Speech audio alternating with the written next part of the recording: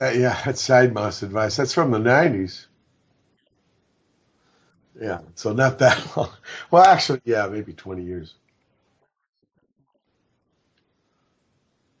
Oh, I remember I was asked to write a song for a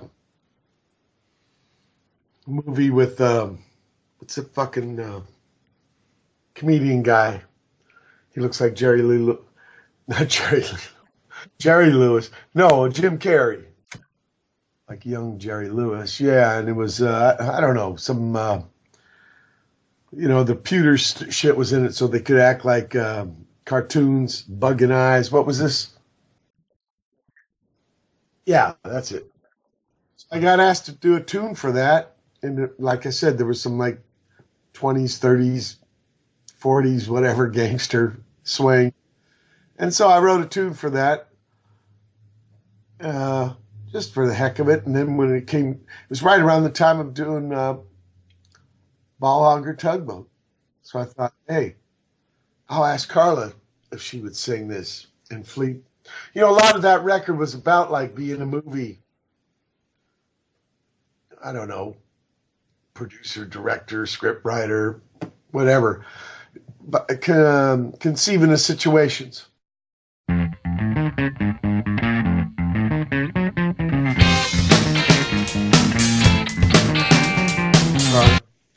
Sometimes I fool myself. Dream told by Moto off of Buzzer Hal under influence.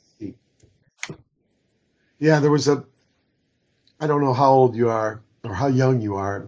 Last Fridays of the month, they would test the air raid sirens.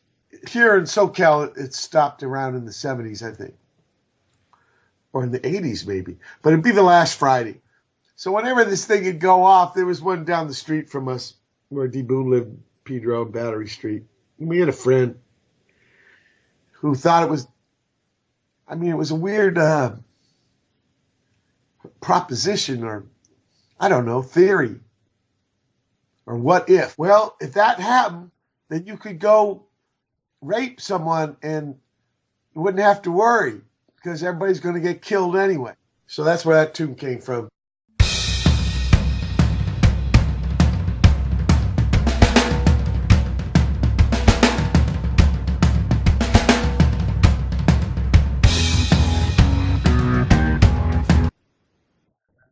Oh yeah, is that was that a live record? Yeah, it's one of the parts of my second opera, the second man's middle stand, piss bags and tubing.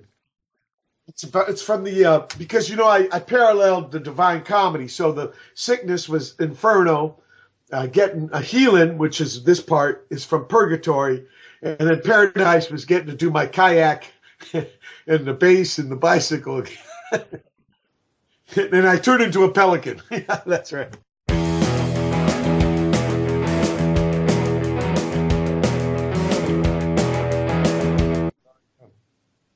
Iffin, Albert Iffin, a fire hose doing for the singer of R.E.M. And this song I actually wrote for the singer of R.E.M. at the title. Yeah.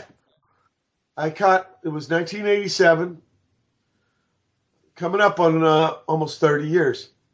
Uh, February of 20, I don't know, end of the month, we're going to leave for a tour very early in the fire hose journey. And VW bus fire, and I get burned bad. It burns up. I remember sitting on the curb hearing each tire blew up. If you ever catch fire, always scream out. You don't want to breathe the fire in because your lungs and you'll die 2 weeks later. So always scream out. And then by pulling the shirt off, it put the fire out around my head because at first it has to burn around where the air is. Anyway, I'm on tour. I got bandages all over. Some dudes think I'm dressing like Rambo or whatever. No, I got wounds, especially on the face here and on this port side here. And a man we had with us, Davo, after each gig, because all the sweat and he'd use hydrogen peroxide. And it looked like shaving cream, all the foam, cleaning me out. We get to Athens, Georgia, and play. And Mike Stott comes, the singer of R.E.M., comes to the gig and brings me these things, healing herbs. And I use this. I put him in there with the, after the cleaning outs every night with the peroxide. And sure enough, there's scar tissue. It's crunchy. You can't get too much sun, but you don't see any marks. Anyway, at that gig where he brought that stuff, he goes, "What? I'm going to do a solo album." Now, this is 1987, okay? And remember, the last tour for Minutemen is opening up for R.E.M. in November, December of 1985. So this is, a year and a half later, less than a year and a half. And he never did a solo album. I don't think there's ever been a Mike Stipe, right? There's always R.E.M. Hence, he asked me, I'm making a solo record. Would you write a song for it? Sort of like the other one you picked for the fucking rubber mask. So back to this. Mike Stipe never uses this song. But sure enough, Edward, a little bit influenced, I think. And I thought, we'll use it. And I asked Edward to sing it for us for our second album. First record, Paranoid Time. And Paranoid Chant. That's one of the ones I'm doing. It's near the end of the set. And I played with a pick. That Moto one too. That's our first record, okay? Greg Ginn comes to our second Minutemen gig. Well, he's at the first one too. Yeah, because we opened up for Black Flag. When Spot sang, they didn't have a singer. And he comes to the second gig and he says, but they had Nervous Breakdown was out, okay? So he asked us, "Do you want to be SST002?"